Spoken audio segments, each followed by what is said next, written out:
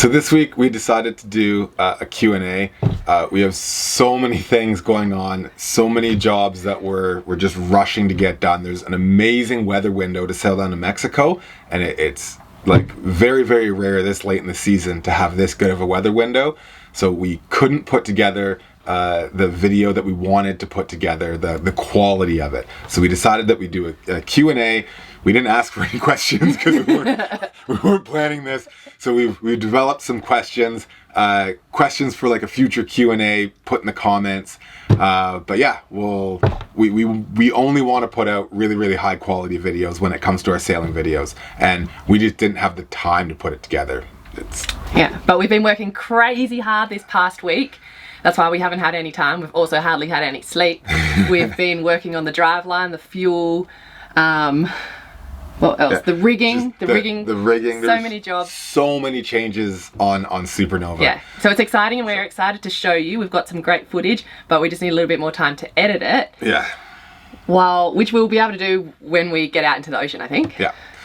So for now, let's jump into the Q&A. Yeah, so if you have any extra questions to these, let us know in the comments. Some of these questions are things people have asked us in the comments. Some were just things that we thought were interesting, or we've seen on other people's videos, or that friends or family have asked us.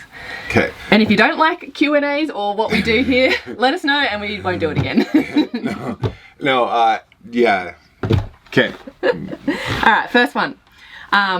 When did you decide to sail around the world?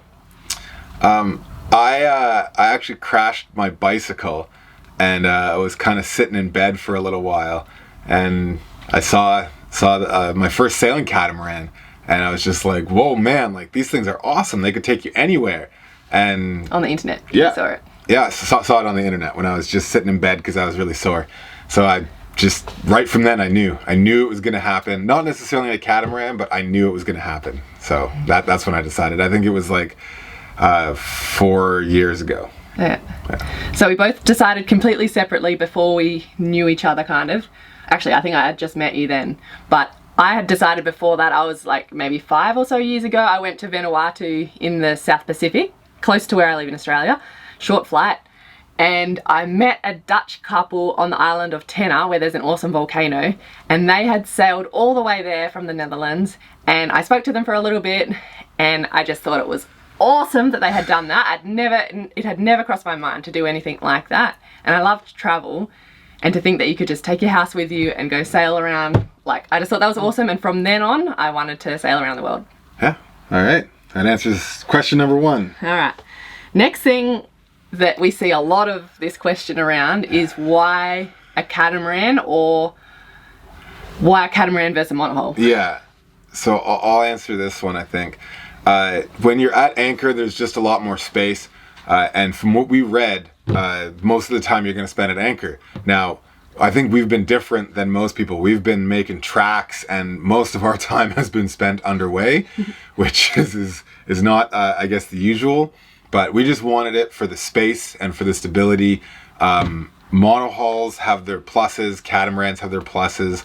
We do not know entirely enough about either of them to say which one's better or anything like that, or even which one we would like better. So yeah, there's all the potential that we would like monohull better, but it's definitely the space, because I think we've got lots of hobbies and things like scuba diving. You want a compressor and dive tanks. Kiteboarding, you want the boards, and then you went free diving. Yeah, free diving stuff, spear fishing, and just normal fishing even. Like, we got lots of things. Yeah, so too many things. Too many things, but yeah, it's more the space, I think, for us. Yeah, and so that's why we ended up kind of leaning towards a catamaran. Yeah. So, okay.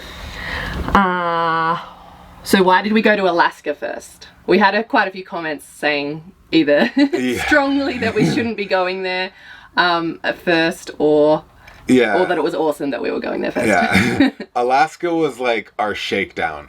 We went to break stuff. We went to, we had done some little trips around, and we went because we wanted to see what we could do, because the time was coming. We were either going to spend a winter in Canada because we weren't ready to sail, or we were going to get down to Mexico and, keep charging. And we weren't going to just sit and fix the boat on the dock and not get the requisite sailing experience. So that's part of the reason. The other part of the reason is every cruiser that we've met that's been like sailed around the world and been to lots of places, they've all said that like the BC coast and Alaska, magic. It is their favorite places that they've been. And they really just talk it up and say we've met people that have gone all around the world and they say Alaska and northern BC, Desolation Sound, and those places are incredible. Yeah. It's just like so many tiny little anchorages in flat water. It's beautiful. It was stunning. Unreal. Yeah. Most beautiful things we've ever seen. And I think the geography of it worked out well because we could do that and then come back to our home port, which, given the amount of things that broke, has really worked out well for us because we knew places we could ask to get hauled out. We had friends that came and helped. Yeah. So it worked out really well for us. Yeah. Next.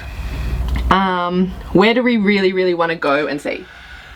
For me, I really want to see the South Pacific. Our skill level sailing wise isn't quite there yet, but as we pass each leg, I cannot wait to sail the South Pacific. Yeah. And mine's actually similar because I think of the earlier question of why I wanted to sail. The thought of sailing to the island of Tanna in Vanuatu, where my mind was blown that was even a possibility, and to then think I've done it, like I had that thought and I've made it and I've done it, I think that would be pretty epic. Yeah, that would be amazing. But literally everywhere. We just want to go everywhere. We want to be moving lots and just see lots of different things. That's what kind of we both enjoy. It was weird. We thought that it was going to be like a slow-paced travel lifestyle on this boat. And really, we've been just screaming from anchorage to anchorage, trying to fit as much in as we can before the weather closes. So yeah, it's always running from the weather or trying to catch a weather window. But it's awesome. You just meet new people, different places, and just life's just fun and exciting. Yeah. New things to break. Yeah. New boat jobs to do. Yeah. This is our boat jobs that we wrote partway through the refit. If we've had a couple of people ask what's all the writing on the table, there's a ton of boat jobs on the table. This is just a refit table, and so it just all got marked up with a bunch of boat jobs. So which we have yet to complete. Some of them. It might be a while. Some of them, yeah. Okay, why did we paint the boat pink? All right, so I guess I'll take this one again because it might not be obvious, but it was actually my decision. Not my decision, I shouldn't say that. It was my idea to paint the boat pink. Mine would have been, my first thought was to paint the boat orange because I've loved orange since I was little, and it's bright and it's fun and it's happy. Yeah, and you know, I've seen some orange boats. I've seen lots of blue and white boats. Red, green. Red, green, some black. White, of course. Yeah. Haven't really seen a lot of pink. Now that we've had this boat, we've seen a couple pictures of some other pink boats, but it's a really easy boat to notice, and people react really positive to it, which has been amazing. I also like the color pink. So do I. She likes the color pink. It just never occurred to me to paint a boat pink, but why not? Yeah. And it's a ton of fun, and there's a major side benefit is that this boat is impossible to steal. You can go down to the last place you had it and ask someone, have you seen the big pink catamaran? And they'll just say, it's right over there. Like, impossible to steal this boat and get away with it. Yeah. So. Also, I think another positive I've realised is when you've seen someone and met some people cruising, if you see them later, even if you only chatted to them for 5 minutes and you probably wouldn't remember them, you see them a year later, they remember you. Yeah, and then they can like remind you and everything, and you get like really cool flashbacks and even just people that have seen you in different places. It's much easier for them to recognize you. So they might not have talked to you, but then they'll say, "Oh, we saw you at this anchorage and this anchorage," and it's good startup conversations and good friends have even come out of it. Oh yeah. So things we've found the hardest. I think for me it would be all the like electrical engine stuff, because just building type things that when I saw the people coming from Holland going to Vanuatu, I thought about sailing, and I was like, okay, I have to learn how to sail, I have to learn how to drive a boat and dock and things like that, and that's a small tiny part of it. And that I just had no idea about the amount of work, tools, spare parts, organization, which we're only just getting close to, and being able to fix everything, being able to do the electrical and maintain the engine and be safe. So that's definitely the hardest part for me, and it's a huge learning curve. I think for me, the hardest part is probably the sailing, and that was supposed to be the easiest part. That's what everyone said. The easiest part was the sailing, but we're not very good sailors. We're trying to learn our best, but that's probably the hardest part. Yeah. I think it's a combination. For you know a bit more of the mechanical and electrical, so I've got that on top of the sailing, and then the sailing itself encompasses not just, knowing how to use sails, but knowing how to look at the weather. And I would say the weather for me. Yeah. The reading the weather and all that kind of stuff is probably the hardest, but we need to get better at it. Yeah. So I think you have to have lots of hats as a sailor, not just a sailing hat. You have to be an electrician, a mechanic, a meteorologist. There's a lot to learn. But I love learning, so I'm loving it. Things we've found surprisingly easier than we thought. For me, it's just fixing the things. I've really kind of enjoyed fixing this boat up, and I thought, like, it's not that it's not hard, but it's like challenging hard, like you run into a problem that would be really frustrating, but then eventually you get to a solution, and it's a good time. Like Yeah, it's a good one. You're good at fixing. That's definitely not an easy thing for me. I'm trying to think what... this shows how hard it is, but I can't think of something that's easy. But I also have, expect things. Driving the dinghy. Driving the dinghy, I remember the first time I got in a dinghy, because I didn't grow up on boats at all. So, yeah, even just driving the dinghy I thought was going to be difficult. So that's one thing I suppose I've done better at than I was expecting. And driving the big ship, too. I probably preferred driving this boat than driving a car. I prefer even docking, I think, to parking a car. Maybe fishing too. Oh, yeah, you're really good at fishing. Yeah, and I never did fishing before at all growing up, so that's same. I thought that would be difficult, and I've caught more fish than I was expecting. Yeah. So that's another one. Things we think we'll miss the most now that we're finally leaving and not coming back to home port for a while. My mom and my friends, probably, that's an easy one for me, my mom. Yeah. That'd be the same, although I've left mine a little while ago back in Australia, and my sister in London, and I've got family in the Netherlands as well, so I've got family all over the place. So I think I grew up with family scattered, so I'm a little bit more used to that, but that's still probably the main one. And I'm very, very happy that Starlink exists. Yeah, I know. That we can talk to our family still. Okay. How we learnt to sail. Well, this. This is it. We YouTubed an awful lot, and we watched sailing YouTube channels. We watched a lot of them, and maybe not the best teacher, but that's how we learned to sail. That's how the initial kind of learning happened and everything. So we're kind of YouTube taught sailors. So that's a pretty simple. So we can thank lots of YouTube channels for that. Oh yeah, Sailing Nahoa. I mean, you probably have already heard of them, but we watched a ton of Sailing Nahoa. Yeah. Millennial Falcon. There's heaps. There's we could say hundreds, but there's lots. And the ones that do lots of explanatory videos are good too. Yeah. They're not necessarily like YouTube sailing channels, but they're sailing channel. They're staying in their dock all the time, but doing sailing videos. There's some in Canada that I like. I've read a few books, but it's definitely more visual for me. Yeah, me too. And then just getting practice, because when I have read the books, it's really hard to translate that into practice. Like, you can read as many times how to use a winch and and then you get on the boat and it's like, oh, okay.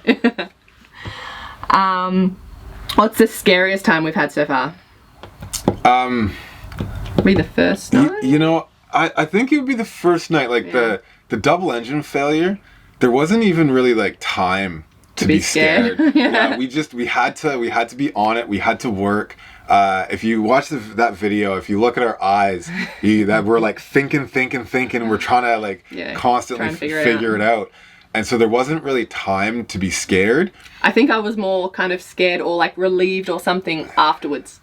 Yeah. Like when we got to the anchorage and we're like, okay, let's make some food and have a drink and sit down. And then I was like, oh my God, that was actually scary. But in the moment, it was like, we need to do something. Otherwise, bad stuff's going to happen. But what I was thinking was the first night we left to start heading north towards Alaska. Oh my God, we were very close to Vancouver because we left in the evening.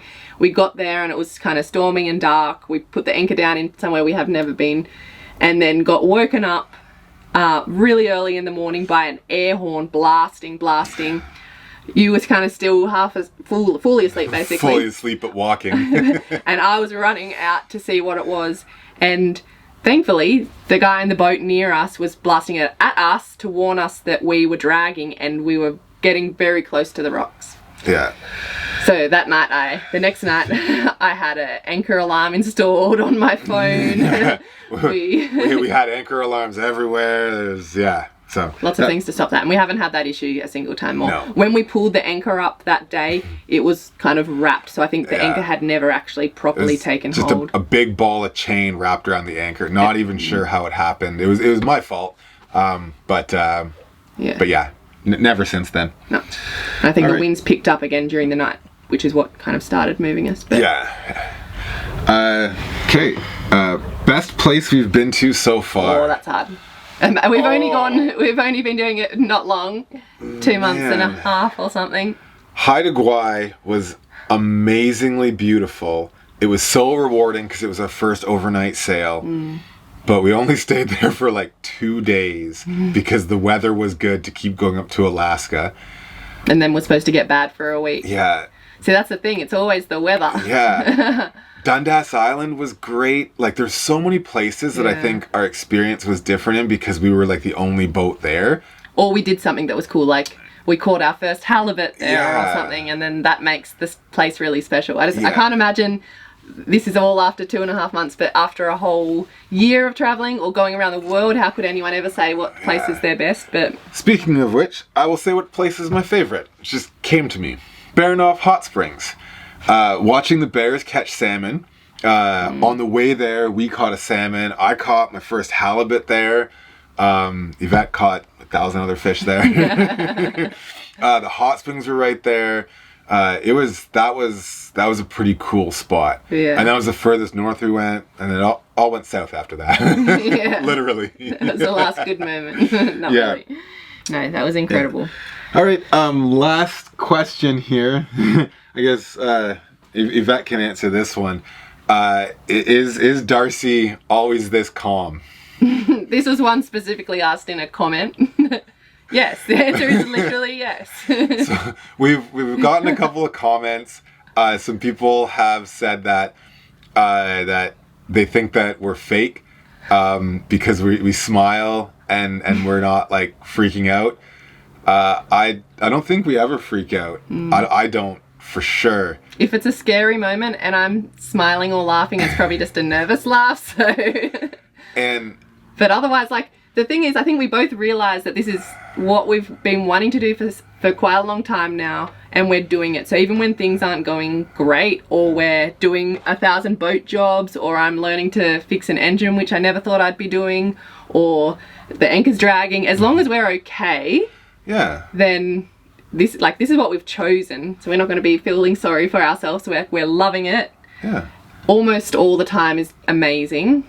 Yeah. We're doing all the hobbies that we love. We're seeing new places. Yeah, and even the bad things, you know. There's still experiences and there's still learning opportunities. Yeah. My whole life I've been, not my whole life, but a lot of people always just say that I'm too calm sometimes, and then some people know me as too excitable sometimes. But yeah, generally when something's going south, when it's going bad, I will just stay chill because you got to figure out the problem. Yeah. And it's helped us so far. Yeah. All right, that was the last question. Yeah, and we got a bunch more quick jobs to get finished and a weather window to catch. So we'll see you next Friday. Yeah, see you next Friday.